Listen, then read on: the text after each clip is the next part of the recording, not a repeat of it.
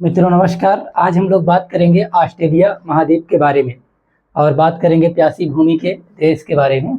फिलहाल चर्चा करना प्रारंभ करते हैं ऑस्ट्रेलिया महाद्वीप के बारे में। पहले इसके वाटर बॉडीज को हम देख लेते हैं, उसके बाद फिर आपसे चर्चा करेंगे। इधर कौन सा सागर है तो इधर हम देखते हैं तो इधर पड़ेगा पैसिफिक ओशन यानी कि प्रशांत महासागर। और इधर आकर के देखते हैं तो क्या पड़ेगा, इधर पूरा पड़ेगा हिंद महासागर। क्या पड़ेगा, इंडियन ओशन। ठीक है। और ऊपर की तरफ चलेंगे तो कई सागर बताएंगे आपको, और नीचे तो पूरा सिर्फ दक्षिणी सागर है उसके बारे में। फिलहाल ऑस्ट्रेलिया को हम यहाँ पर 6 पार्ट में बांट करके पढ़ना प्रारंभ करेंगे। देखिएगा सबसे पहले क्या करेंगे इसमें कि इस तरीके से पहले ऑस्ट्रेलिया को एक पार्ट में से डिवाइड किए। इधर इसको कहते हैं पश्चिमी ऑस्ट्रेलिया। क्या बोलते हैं इसको, पश्चिमी ऑस्ट्रेलिया, वेस्ट ऑस्ट्रेलिया। ठीक है, ये ऑस्ट्रेलिया का एक भाग हुआ। और इधर जब ऑस्ट्रेलिया को डिवाइड करते हैं तो पूरा 4 भागों में 5 भागों में इधर से बांटेंगे। देखिएगा कैसे हम कह रहे हैं, कुछ इस तरीके से, ऐसे यहां से ऐसे बांटते हैं ऑस्ट्रेलिया को। ये एक भाग ये हो गया ऊपर की तरफ, और एक भाग इधर हो जाएगा, और एक भाग कुछ इधर से हो जाएगा ऐसे। तो एक भाग ये, दूसरा ये, तीसरा ये, चौथा, पांचवा। अभी एक भाग और इसमें बचा हुआ है तो वो कुछ इधर से ऐसे रहता है। तो ऑस्ट्रेलिया को कुल 6 प्रदेशों में हम लोग बांट देते हैं। यहाँ जो भाग है इसको बोलते हैं उत्तरी ऑस्ट्रेलिया। क्या बोलते हैं इसको, नॉर्थ ऑस्ट्रेलिया, उत्तरी ऑस्ट्रेलिया। हम मैप को थोड़ा बड़ा इसलिए बनाए हैं ताकि आपको आसानी से सब कुछ समझाया जा सके। ये उत्तरी ऑस्ट्रेलिया है, और नीचे आएंगे तो क्या मिलेगा, दक्षिणी ऑस्ट्रेलिया मिलेगा।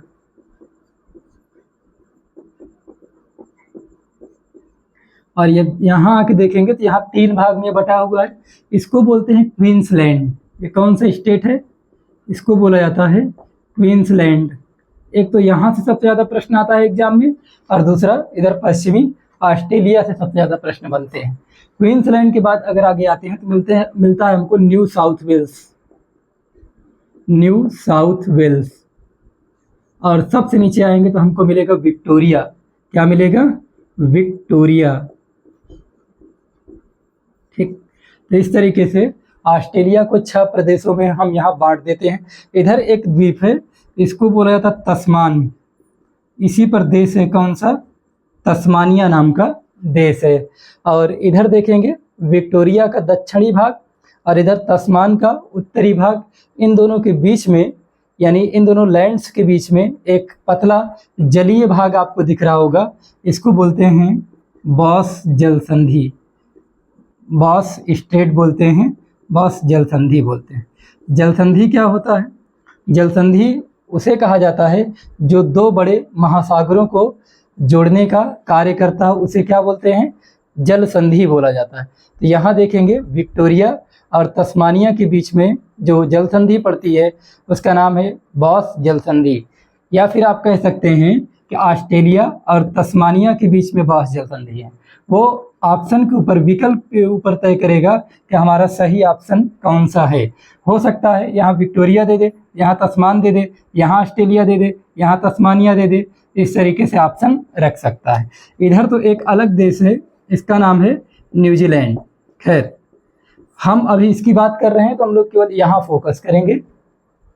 जैसे हम लोग नाम सुनते चले आए हैं, एक नाम सुनते हैं गल्फ, एक नाम सुनते हैं खाड़ी। ठीक है, अब हम सभी लोग जानते हैं कि हिंदी में तो एक ही वर्ड सुनते हैं, क्या, खाड़ी। अंग्रेजी में गल्फ होता है, हिंदी में बे होता है, इसको बे बोलते हैं। और ये भी क्या है, ये गल्फ है। तो दोनों में अंतर क्या है, गल्फ और खाड़ी में? दोनों में अंतर यह है कि गल्फ जो होता है, गल्फ के माध्यम से पानी जो होता है ये किसी स्थल के आंतरिक भाग में इंटर कर जाता है, तो उसको गल्फ बोलते हैं। जैसे गल्फ ऑफ मैक्सिको है ना। लेकिन खाड़ी क्या होता है, तो खाड़ी जो है यह किसी देश के एक तटीय भाग होता है जहाँ पर पानी अंदर एंट्री नहीं लेता है, बल्कि यह बाहर ही बाहर रह जाता है। इसी तरीके से एक भाग होता है, इसका एक पार्ट होता है बाइट। बाइट क्या होता है, जैसे यहाँ देख रहे हैं ये बाइट है। बाइट का मतलब हम आपको बताए थे, क्लासेज में बताते रहते हैं, जैसे आप ब्रेड मक्खन लेके खाइए और खाते समय एक बड़ा भाग खाइए तो उसमें जो भाग बन जाएगा बीच में देखते हैं, कुछ उसी तरीके से ये भी बन जा रहा है, तो इसी को बोलते हैं बाइट। तो यहाँ पर नाम है इसका ग्रेट ऑस्ट्रेलियन बाइट। क्या बोलते हैं? Great Australian Bight. तो गल्फ यानी कि बे और गल्फ तो अलग चीजें हैं, बाइट एकदम अलग चीज है, लेकिन है तटों से ही लगा। जैसे गल्फ तटों से लगा होता है, बे तटों से लगा होता है, वैसे ही कोस्टल रीजन का एक पार्ट होता है बाइट भी, इसलिए यहाँ पर समझाना जरूरी था। जो लोग एमए वगैरह कर रहे होंगे जियोग्राफी से, उनमें ज़्यादा अच्छा पढ़ाया जाता है इस चीज़ को। फिलहाल कंपटीशन में भी है, इसलिए आपको समझा रहे हैं यहाँ पर। अब देखिएगा, जैसे हम यहाँ देख रहे हैं, सबसे पहले इस पर नज़र डालते हैं। ये क्वींसलैंड प्रांत है। क्वींसलैंड के उत्तर पूर्व में, जैसे इस भाग को आप देखें अभी सिर्फ यहाँ, इसको क्या बोलते हैं? ये है कोरल, या फिर आप कह सकते हैं ग्रेट बैरियर रीफ, यानी कि मूंगे की वजह से बनी एक रीफ है, एक दीवार है। मूंगा क्या होता है? जैसे हम देखें सीप जैसे होता है, जैसे देखते हैं घोंघा, उसी तरीके से एक जीव होता है जिसका नाम है मूंगा। उसके ऊपर एक खोल पाई जाती है कैल्शियम की। ये जीव जब मरते जाते हैं और कैल्शियम इकट्ठा होती चली जाती है, तो कैल्शियम की चट्टान यानी कि चूने की एक चट्टान बन जाती है, जो कि पर्यावरणीय दृष्टिकोण से इकोसिस्टम में अपनी महत्वपूर्ण भूमिका को निभाती है। ठीक है, तो यहाँ पर मूंगे की एक चट्टान बनती है ऑस्ट्रेलिया के उत्तर पूर्व क्षेत्र में, जो कि क्वींसलैंड प्रांत से लगा है और पैसिफिक ओशन में है। इसका नाम है ग्रेट बैरियर रीफ। एग्जाम में कई बार पूछा गया है ग्रेट बैरियर रीफ के बारे में कि यह कहाँ है। तो ये ऑस्ट्रेलिया के उत्तर पूर्व क्षेत्र में लगा हुआ है। अगर राज्य पूछा जाएगा तो हम बताएंगे कि क्वींसलैंड प्रांत में यह स्थित है। इसे पानी में बगीचा कहा जाता है, गार्डन इन वाटर, पानी में बगीचा। ठीक, तो इस तरीके से हमने देखा ग्रेट बैरियर रीफ के बारे में। और इसके पास में जो लगा सागर है, ये कोरल की वजह से बना है, तो आसपास के सागर को क्या बोला जाता है? यहाँ पर कोरल सागर। यहाँ पर ये इस क्षेत्र में पूरब की तरफ जो सागर है उसको क्या बोलते हैं? कोरल सागर इसको कहा जाता है। बाकी ये कोरल सागर किसका भाग है तो हम बताएंगे पैसिफिक ओशन यानी प्रशांत महासागर का ही भाग है। ये सब लगे किससे हैं? ऑस्ट्रेलिया के क्वींसलैंड प्रांत से लगे। जब आप और ऊपर चलेंगे तो आप यहाँ पर देखेंगे कि एक द्वीप मिलेगा, इसका नाम है पापुआ न्यू गिनी। क्या नाम है? पापुआ न्यू गिनी कहा जाता है इसको। और ये जो भाग आपको दिख रहा है ये केप यार्ड है ऑस्ट्रेलिया का। आप जो क्वींसलैंड के उत्तर में जो भाग देख रहे हैं इसको बोला जाता है केप यार्ड। ये तीन तरफ से पानी से घिरा है, इधर से भी, इधर से भी, इधर से भी, तो इसीलिए इसको कह देते हैं केप यार्ड प्रायद्वीप। क्या बोलते हैं? इसको बोलते हैं केप यार्ड प्रायद्वीप। ठीक है, ध्यान समझें, केप यार्ड पेनिनसुला या प्रायद्वीप कह सकते हैं इसको, क्योंकि यह तीन तरफ से पानी से घिरा हुआ है। अब इधर ध्यान से देखें, ये ऑस्ट्रेलिया के क्वींसलैंड का स्थलीय भाग है, इधर पापुआ न्यू गिनी का स्थलीय भाग है, और बीच में क्या है? एक पतला जलीय भाग है। तो हमने आपको बताया कि जहाँ भी पतला जलीय भाग आएगा वो एक जलसंधि का निर्माण करता है। वैसे ही यहाँ पर भी एक जलसंधि का निर्माण हो रहा है, इसका नाम है टॉरस स्ट्रेट, या इसी को कहा जाता है टॉरस जलसंधि। हम इसको यहाँ लिख रहे हैं, टॉरस जलसंधि।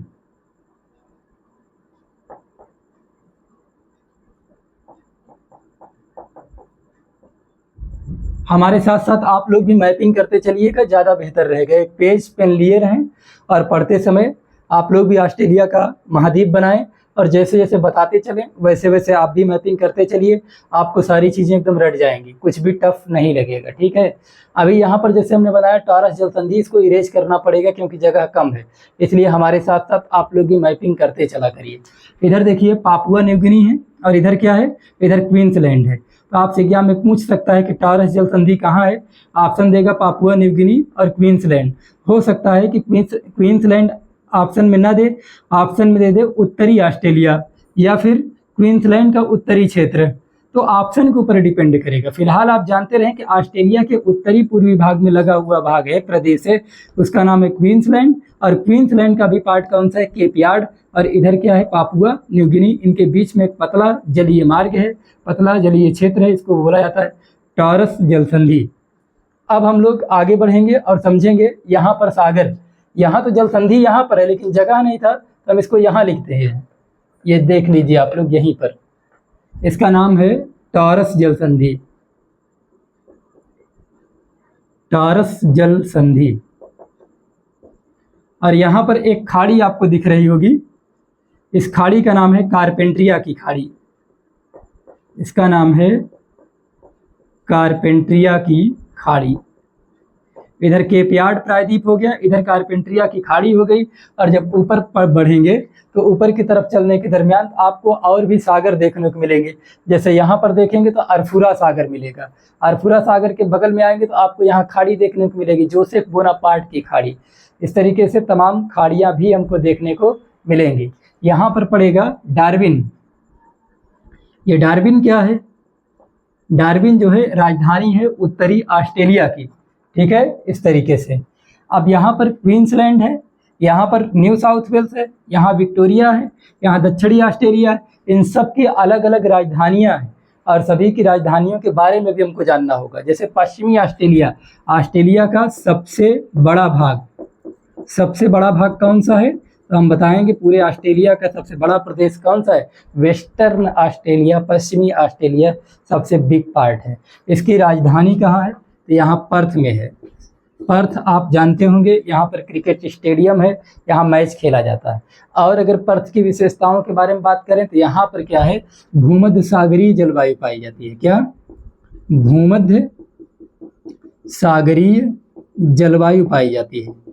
और आपको बताए थे कि जहाँ पर भूमध्य सागरीय जलवायु पाई जाती है वो क्षेत्र जो है रसीले फलों के उत्पादन के लिए जाना जाता है, यानी कि फल प्रसंस्करण केंद्र वहाँ पर बनाए जाते हैं। तो याद रखिएगा, पर्थ जो है वह भूमध्य सागरीय जलवायु वाला क्षेत्र है और यहाँ पर रसीले फलों का उत्पादन अत्यधिक मात्रा में होता है। यहाँ पर एक खाड़ी देखिएगा, पर्थ के ऊपर चलने पर देखने को मिलेगी। यहाँ पर एक खाड़ी है, इसका नाम है जियोग्राफी की खाड़ी। क्या नाम है? जियोग्राफी की खाड़ी। आपको भी बाहर बाहर के क्षेत्र बता रहे हैं, ठीक। इस तरीके से आप देख रहे हैं, ये बाहरी क्षेत्र के बारे में हम लोग अभी चर्चा कर रहे हैं, ठीक है। इधर आने पर आपको मिलेगा तिमोर सागर। क्या मिलेगा? तिमोर सागर, ठीक है। और जब आप थोड़ा सा इधर बढ़ के आएंगे तो इधर देखेंगे पूरा क्या है? अरफुरा सागर। इधर क्या मिलेगा? अरफुरा सागर, अरफुरा सी है ये। और फिर यहाँ पर जो खाड़ी दिख रही है इसका नाम है जोसेफ बोनापार्ट। क्या नाम है इसका? ये नाम याद रखना थोड़ा मुश्किल है, जोसेफ बोनापार्ट, लेकिन आप एक दो बार जब आप लेक्चर देख लेंगे तो आपके लिए सबसे आसान हो जाएगा। ये जोसेफ बोनापार्ट क्या है तो आप बताएंगे यह खाड़ी है, जोसेफ बोनापार्ट की खाड़ी है, ठीक है, जो कि उत्तरी ऑस्ट्रेलिया से लगी हुई है। इधर पूरा सागर है, तिमोर सी, तिमोर सागर। और इधर क्या है? अरफुरा सागर, ठीक। इधर पापुआ न्यू गिनी, इधर कौन सा सागर? कोरल सागर। अब एग्जाम में आपसे प्रश्न पूछेगा, जैसे पश्चिम से पूर्व के क्रम में आप सागरों को सजाइए, दे देगा तिमोर सागर, अरफुरा सागर, इधर क्या? कोरल सागर के बारे में, या फिर इस तरीके से खाड़ियों के बारे में, जियोग्राफी की खाड़ी। इधर आने पर जोसेफ बोनापार्ट की खाड़ी, इधर आने पर कारपेंट्रिया की खाड़ी मिल रही है। तो इस तरीके से खाड़ियों का क्रम भी हमको पता होना चाहिए। तो एक एक के बारे में हम लोग जानेंगे। और भी बहुत सारी विशेषताएं हैं इस ऑस्ट्रेलिया की, इन 6 ऑस्ट्रेलिया के बारे में हम पढ़ेंगे, ऑस्ट्रेलिया के प्रदेशों के। फिलहाल सबसे पहले हम लोग शुरू करेंगे पश्चिमी ऑस्ट्रेलिया प्रदेश के बारे में, ठीक है। देखते हैं क्या इनकी विशेषताएं हैं, यहाँ पर कौन से पर्वत, पठार, नदियाँ, झील, मरुस्थल हैं, इनके बारे में हम लोग पढ़ना प्रारंभ करेंगे। सबसे पहले हम देखेंगे यहाँ पर इस क्षेत्र में लगा हुआ है एक पर्वत श्रेणी है, इसका नाम है डार्लिंग पर्वत रेंज। क्या नाम है? डार्लिंग पर्वत रेंज, डार्लिंग पर्वत श्रेणी, या इसी को आप कह सकते हैं डार्लिंग पर्वत रेंज। ये किस भाग में है तो आप बताएंगे? ऑस्ट्रेलिया महाद्वीप के सबसे पश्चिमी भाग में पड़ता है, जियोग्राफी की खाड़ी के आसपास का क्षेत्र है ये, ठीक है। इस तरीके से अब हम लोग ऊपर चल करके देखते हैं, यहाँ पर हमको एक पर्वत श्रेणी देखने को मिलेगा। पश्चिमी ऑस्ट्रेलिया के पश्चिम में ही चलेंगे और उसी क्षेत्र में हमको मिलेगा क्या, यहाँ पर एक पर्वत श्रेणी मिलेगी, ठीक है। ऊपर चलने पर यहाँ हम देखेंगे, यहाँ किम्बरले का पठार पाया जाता है, ठीक है। बहुत सारे पार्ट्स हैं, बहुत सारी चीज़ें हैं, इसलिए आपको थोड़ा सा स्पीड में पढ़ा रहे हैं ताकि सारा लेक्चर कवर हो जाए, ठीक है। यहाँ देखिएगा हर्मसले है, पर्वत श्रेणी का नाम है हर्मसले रेंज। ये पर्वत श्रेणियाँ हैं, अध्यापक महोदय आपको पढ़ाते हैं लेकिन इन सब चीज़ों के बारे में कभी जल्दी चर्चा नहीं करते हैं। इधर देखिएगा, यहाँ पर एक मरुस्थल है, ठीक है। इस मरुस्थल का नाम है ग्रेट विक्टोरिया। ऑस्ट्रेलिया में ज़्यादातर चीज़ों का नाम ग्रेट शब्द से ही रहेगा। क्या है, ग्रेट विक्टोरिया, ये मरुस्थल का नाम है, काफ़ी बड़ा मरुस्थल है ग्रेट विक्टोरिया। जो जान लेता है इनके बारे में कि इधर डार्जिलिंग पर्वत श्रेणी है और इधर क्या है, ग्रेट विक्टोरिया है, तो इनके बीच में जो खान है उनको आसानी से समझ सकते हैं आप। जैसे यहाँ पर एक खान है, उसका नाम है बाउल्डर। क्या नाम है, बाउल्डर खान है, माइन है जो कि सोने से संबंधित है, यहाँ सोने का उत्पादन किया जाता है। और इसी के पास में एक खान और है, उसका नाम है कूलगार्डी। क्या नाम है, कूलगार्डी खान है। यहीं पर पश्चिमी ऑस्ट्रेलिया में किधर है, दक्षिण की तरफ है, तो इनके बारे में आपको पता होना चाहिए। इधर बाउल्डर हो गया जो सोना उत्पादन से संबंधित है, सोने का भंडार है। यहाँ कूलगार्डी में भी किसका भंडार है, सोने का भंडार है, ठीक है। इस तरीके से आप ऊपर चलेंगे तो आपको एक और यहाँ पर मरुस्थल देखने को मिलेगा। यहाँ पर आप कई बार इसका नाम सुने हैं, इसी का तो नाम है गिब्सन। गिब्सन मरुस्थल कहाँ है, तो आप बताएंगे कि गिब्सन मरुस्थल जो है यह भी पश्चिमी ऑस्ट्रेलिया में ही पाया जाता है। इसी से लगा हुआ है एक झील भाग है, झील का भाग है, इसका नाम है डिसअपॉइंट झील। क्या नाम है, डिसअपॉइंट झील है।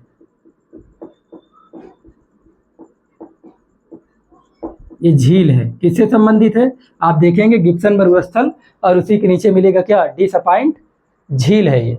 और यहाँ पर देख रहे हैं ग्रेट विक्टोरिया, एक मरुस्थल ये हो गया, दूसरा मरुस्थल यहाँ हो गया, ये दोनों खान है, ये झील है डिसअपॉइंट।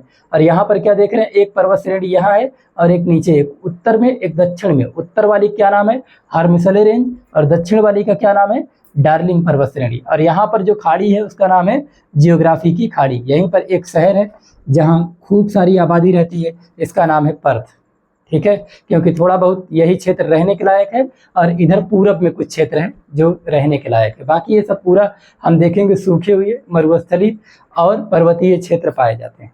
मरुस्थलीय क्षेत्र होने के कारण यहाँ पर जनसंख्या कम से कम निवास करती है ऑस्ट्रेलिया महाद्वीप में, ठीक है।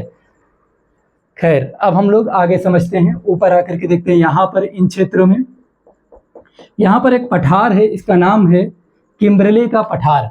क्या नाम है, किम्बरले का पठार, प्लेटू ऑफ किम्बरले। ध्यान से समझे, एक खान है किम्बरले की खान। किम्बरले की खान जो है वो नॉर्थ अमेरिका में पड़ती है, माइंस है वो, ठीक है।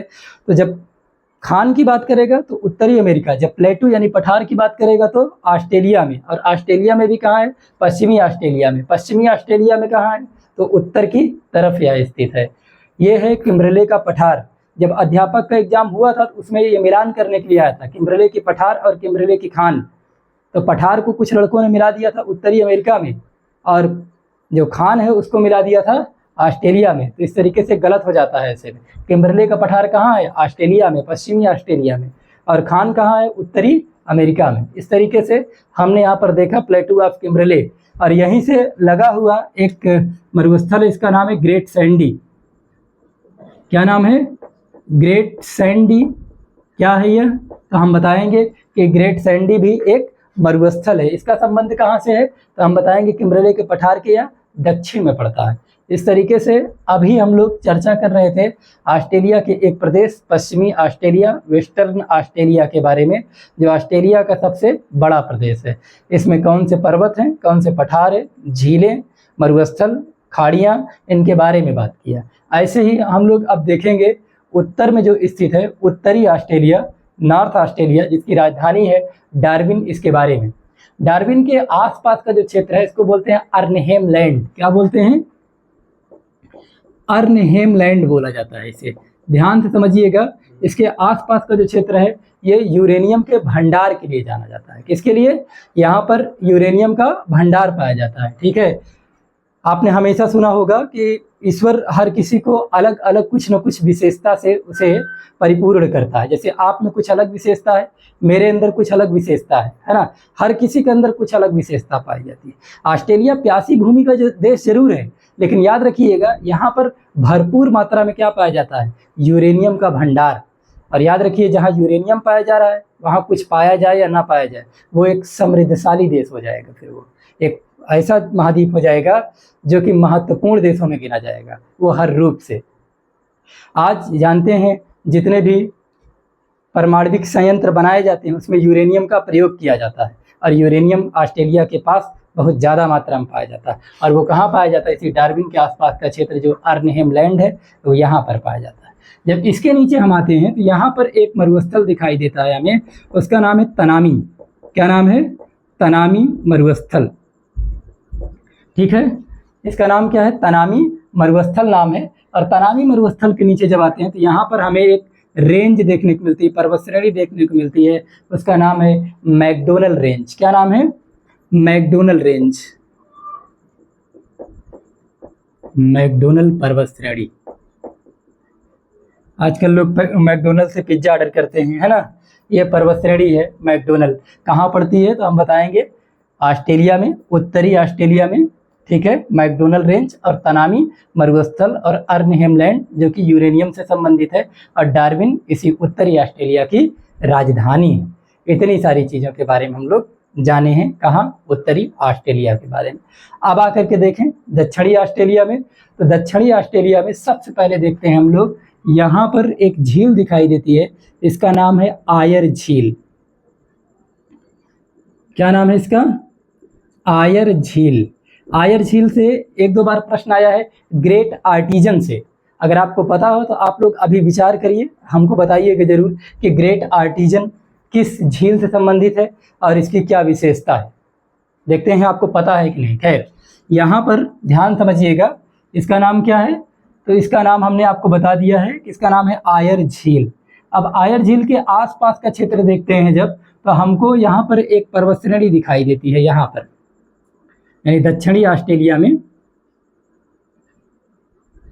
हम बात कर रहे हैं दक्षिणी ऑस्ट्रेलिया के बारे में। ठीक है, यहाँ पर एक पर्वत श्रेणी है, इसका नाम है मूसा ग्रेव रेंज। क्या नाम है? मूसा ग्रेव रेंज। ये क्या है? ये पर्वत श्रेणी है जो कहाँ पड़ती है? दक्षिणी ऑस्ट्रेलिया में पड़ती है। यहीं पर जब देखते हैं तो एक और पर्वत श्रेणी हमको देखने को मिलती है इस क्षेत्र में, इसका नाम है फ्लिंडर्स। क्या नाम है? फ्लिंडर्स नाम है इसका।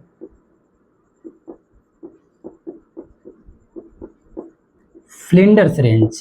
जगह कम है लेकिन फिर भी आप एडजस्ट करिए इसे जैसे तैसे। ठीक है, कहाँ है? तो हम बताएंगे दक्षिणी ऑस्ट्रेलिया में है। क्या नाम है इसका? फ्लिंडर्स नाम है। ठीक है, इतनी विशेषताओं के बाद अब थोड़ा सा कुछ और देखते हैं इसमें। कहाँ पर? दक्षिणी ऑस्ट्रेलिया में दो खाड़ियाँ हैं, इन खाड़ियों के बारे में भी हमको चर्चा करना रहेगा। देखिएगा,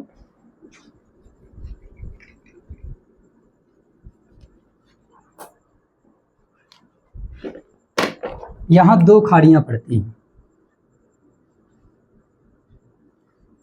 एक खाड़ी तो यहाँ पड़ती है और इस खाड़ी का नाम है स्पेंसर की खाड़ी। क्या नाम है? स्पेंसर की खाड़ी। स्पेंसर की खाड़ी। ठीक है, और स्पेंसर की खाड़ी की क्या विशेषता है थोड़ी देर में बताते हैं। और इधर क्या है? इसका नाम है इनकाउंटर की खाड़ी। क्या नाम है? इनकाउंटर की खाड़ी है। ठीक, कहाँ से लगा हुआ है? तो हम बताएंगे यह दक्षिणी ऑस्ट्रेलिया प्रदेश से लगा हुआ है। यहीं पास में एक द्वीप है, इसका नाम है कंगारू द्वीप। कंगारुओं के लिए बनाया गया कंगारू द्वीप। ये यहाँ का राष्ट्रीय उद्यान बन चुका है। ठीक है ना, ये राष्ट्रीय उद्यान है कंगारू द्वीप पर। ठीक, जो कहाँ संबंधित है, इधर देख रहे हैं स्पेंसर की खाड़ी है और इधर क्या है, इनकाउंटर की खाड़ी है। और क्या विशेषता है इसकी बाद में आपको बताएंगे, थोड़ा सा इनको पढ़ा ले उसके बाद आपको बताते हैं, ठीक है। अब यहाँ देखिए क्वींसलैंड में आते हैं, एक एक भाग की चर्चा कर रहे हैं। पहले पश्चिमी ऑस्ट्रेलिया, फिर उत्तरी ऑस्ट्रेलिया, फिर दक्षिणी ऑस्ट्रेलिया, फिर बात करेंगे आपसे क्वींसलैंड, फिर न्यू साउथ वेल्स, फिर विक्टोरिया। तो आपके लिए एकदम आसान हो जाएगा पढ़ना ये। देखिएगा जैसे यहाँ क्वींसलैंड में देखते हैं, यहाँ हमको एक मरुस्थल दिखाई देता है, इसका नाम है सिम्पसन। क्या नाम है? सिम्पसन मरुस्थल, ठीक, डेजर्ट है। कहाँ पड़ता है तो हम बताएंगे, यार क्वींसलैंड में पड़ता है। और उसके बाद यहाँ पर एक पर्वत श्रेणी पड़ती है कुछ इस तरीके से, यहाँ देखने को मिलती है, इसका नाम है ग्रे रेंज। क्या नाम है? Grey range. आप देख रहे हैं इसका विस्तार न्यू साउथ वेल्स में भी और ऊपर क्वींसलैंड में भी इसका विस्तार पाया जाता है, ठीक।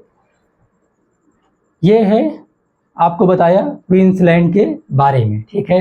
क्वींसलैंड के बारे में जैसे बात कर रहे हैं तो यहाँ पर देखते हैं इसकी राजधानी कुछ इस तरीके से पूर्वी भाग पर है, उसका नाम है ब्रिस्बेन। क्या नाम है? ब्रिस्बेन। ये क्या है? तो ये है क्वींसलैंड की राजधानी, ठीक है। सबकी राजधानी हम लोग अलग अलग पढ़ रहे हैं। और दक्षिणी ऑस्ट्रेलिया में राजधानी बताना आपको भूल गए थे, इसकी राजधानी है एडिलेड। क्या है इसकी राजधानी? एडिलेड। यहाँ लिख दे रहा हूँ मैं, एडिलेड, ये दक्षिणी ऑस्ट्रेलिया की है। और क्वींसलैंड की राजधानी क्या है? ब्रिस्बेन है, ठीक। अब आते हैं न्यू साउथ वेल्स देखते हैं। न्यू साउथ वेल्स की सबसे प्रमुख बात यह है कि न्यू साउथ वेल्स में क्या पड़ता है? कैनबरा। पूरे ऑस्ट्रेलिया की राजधानी क्या है? कैनबरा है। और कैनबरा किस नदी के तट पर है तो आप बताएंगे, एक नदी है मालिंगलो। मालिंगलो नदी के तट पर कैनबरा स्थित है, जो कि पोर्ट नहीं है, यानी कि यह बंदरगाह नहीं पड़ता है, इस चीज़ को ध्यान दीजिएगा, ठीक है। और इस न्यू साउथ वेल्स की राजधानी क्या है तो हम बताएंगे इसकी राजधानी है सिडनी। न्यू साउथ वेल्स की राजधानी क्या है? सिडनी है। और क्वींसलैंड की राजधानी क्या है? ब्रिस्बेन है, ठीक है। और कैनबरा जो प्रमुख शहर है और ऑस्ट्रेलिया की राजधानी है, वह कहाँ है? वह न्यू साउथ वेल्स राज्य में ही स्थित है। इस तरीके से हम लोगों ने चर्चा किया किसके बारे में? न्यू साउथ वेल्स के बारे में। अब थोड़ा सा नीचे आकर के देखते हैं तो हमको दिखाई देगा विक्टोरिया। और विक्टोरिया की राजधानी कुछ इस तरीके से यहाँ पर पड़ता है, इसका नाम है मेलबर्न। हमेशा आप नाम सुने हैं इसका, क्या नाम है? मेलबर्न। यहाँ पर भी क्रिकेट स्टेडियम है, क्रिकेट खेला जाता है, इसलिए जो लोग क्रिकेट देखते हैं तो बड़ी आसानी से इन सब नामों को सुन करके चौंक जाते हैं। जैसे मेलबर्न का नाम आ जाए, कैनबरा का नाम आ जाए, उधर जैसे पर्थ का नाम आ जाए, तो इन सब का नाम आप हमेशा सुनते रहते हैं, ठीक है। खैर, अब थोड़ा सा बात कर लेते हैं इसके बारे में। जैसे ये केप यार्ड है, केप यार्ड के क्षेत्र में एक यहाँ पर एक खान है, इसका नाम है वाइपा। क्या नाम है? वाइपा खान है, ठीक है। केप यार्ड का मतलब क्या है? क्वींसलैंड की बात कर रहा हूँ। क्वींसलैंड का उत्तरी भाग जिसे पेनिनसुलर केप यार्ड कहा जाता है ना, प्रायद्वीपीय केप यार्ड है ये। यहाँ पर एक खान है उत्तर पूर्व में लगा हुआ, उसका नाम है वाइपा खान। किसके लिए जाना जाता है तो आप बताएंगे, यह एल्यूमिनियम के लिए जाना जाता है। इस चीज़ को ध्यान रखिएगा, ये खान महत्वपूर्ण है, एग्जाम में पूछा गया। कूल गाड़ी तो हमेशा आपके एग्जाम में पूछा जाता रहता है, ठीक है। इधर से आयर झील खूब पूछा गया है, गिब्सन और ग्रेट विक्टोरिया पूछा जाता है, ठीक। और एक है नदी जिसका नाम है मर्रे डार्लिंग नदी, जो आपके एग्जाम में सबसे ज़्यादा अभी तक पूछा गया है। थोड़ा सा उसके बारे में भी बात कर लेते हैं। जैसे आप देखेंगे यहाँ है एक पर्वत रेंज, उसका नाम है एंडीज पर्वत श्रेणी। हम थोड़ा सा इरेज करेंगे आपको समझाने के लिए।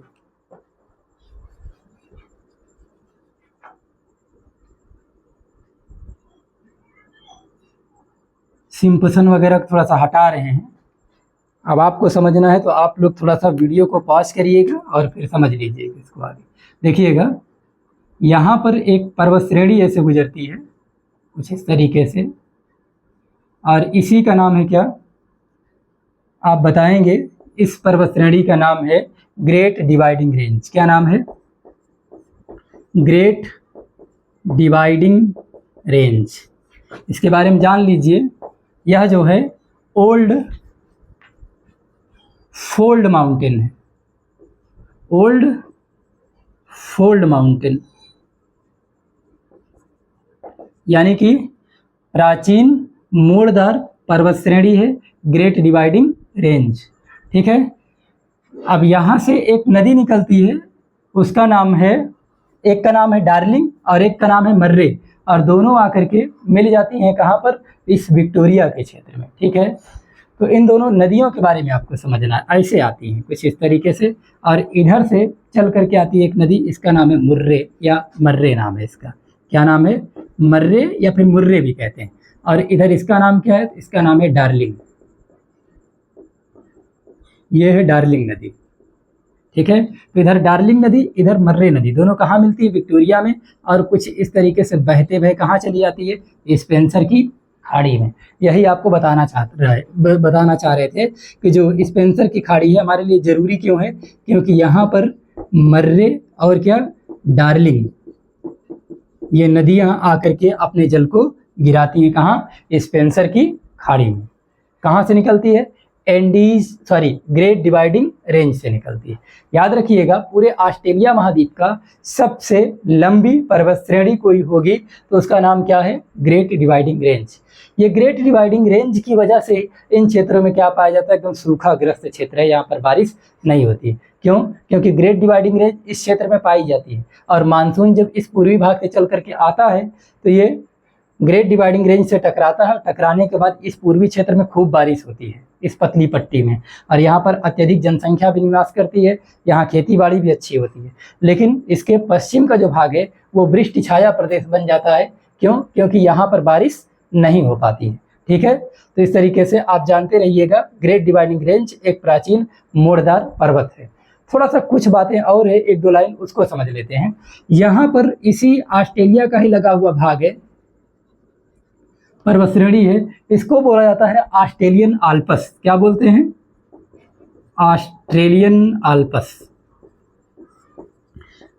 विशेषता क्या है? एग्जाम में आपसे पूछ सकता है कि ग्रेट डिवाइडिंग रेंज को विक्टोरिया में किस नाम से जाना जाता है, विक्टोरिया प्रदेश में, तो आप बताएंगे कि विक्टोरिया प्रदेश में ग्रेट डिवाइडिंग रेंज को ऑस्ट्रेलियन आल्प्स के नाम से जाना जाता है।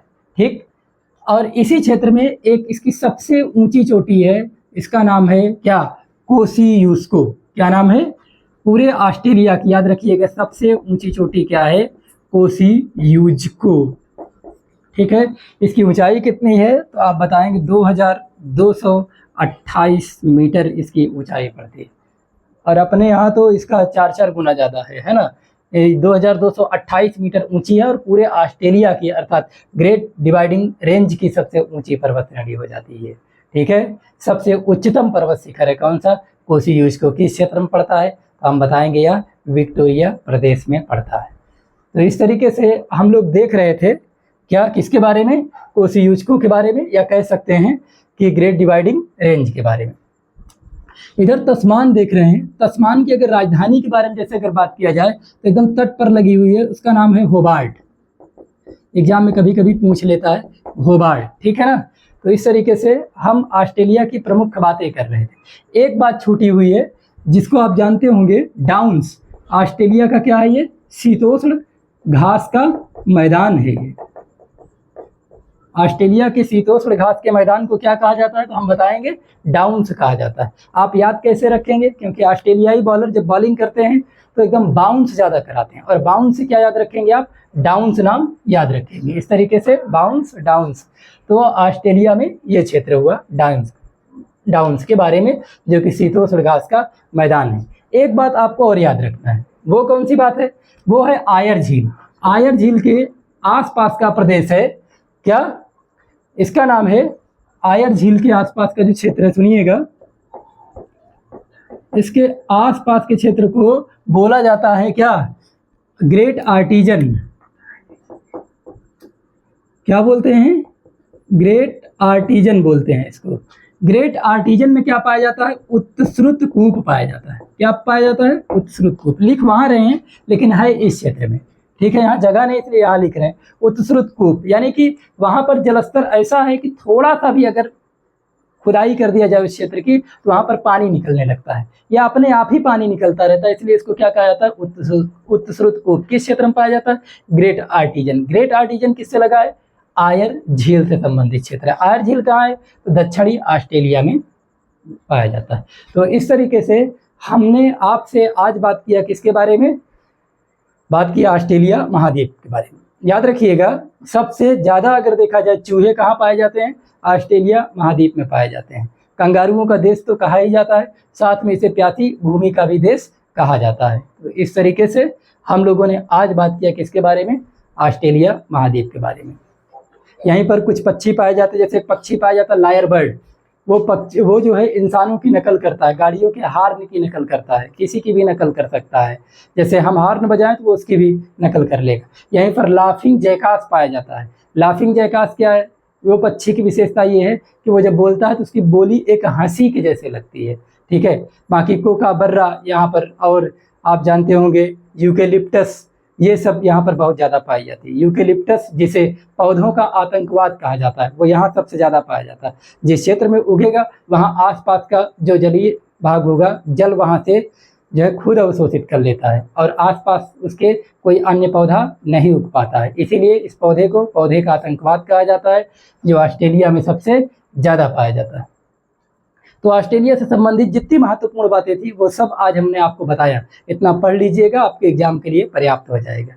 इतना ही रखते हैं आज, और कोशिश करिए कि लगातार चैनल को लोगों के पास तक शेयर करवाइए और ज़्यादा से ज़्यादा सब्सक्राइब करवाने का भी प्रयास करिए। आज के लिए इतना ही, धन्यवाद।